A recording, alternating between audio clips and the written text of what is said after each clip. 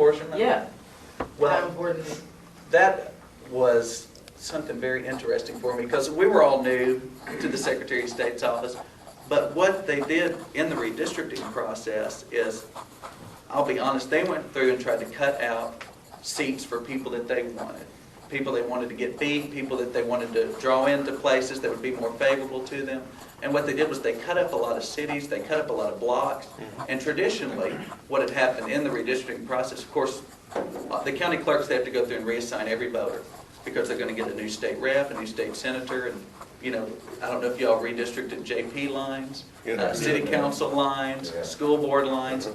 There's a lot of cross sections when you get down into the map. And it became a nightmare for county clerks, and not just Republican ones, Democrat ones that were very upset. Because there were so many cross sections, because somebody would live in an outlier and they would have one state rep, and they actually drew some where there's a precinct up in northwest Arkansas where there's one person that lives in a precinct that has been split, and he's in a different state rep district. So however that precinct goes for that state rep, you know how that person voted. Because they were the only voter in that race in that precinct. Wow. Gosh. Yes, sir. I heard someone talk about a lawsuit, Yeah. where I think it was a black state senator or candidate sued a white state senator and you and BB and McDaniel, and they actually had an expert that got up, because BB and them drew the line. Yes. And it was like, was it 52% black or 53% black? And his expert actually said, because blacks are poorer, basically dumber, blah, blah, blah. Yeah.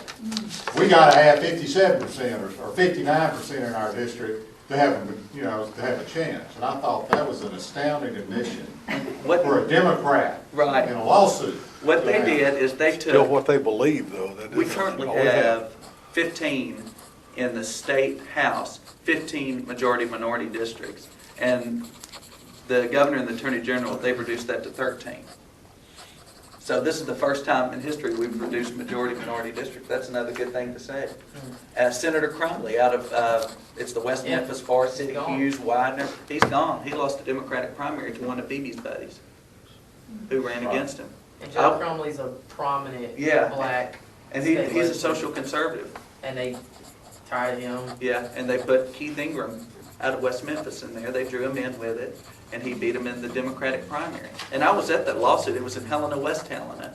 And I stood up there and I heard Senator Crumley say on the stand that he went into the Attorney General's office and was trying to be friendly to him, and the Attorney General dismissed him.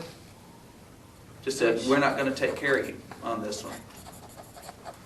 To that guy's point about the Democrats doing black people. Senator Crumley told me that he went to Governor Beebe about it, and Governor Beebe told him, said, you're lucky to be off the farm. Is that on video? No. And Crumley, you know what Crumley actually did for a living? He's actually an educator. Yeah, that's right. He wasn't on a farm. I mean, Yeah, he wasn't on a farm. He's educated. Maybe he needs to change parties.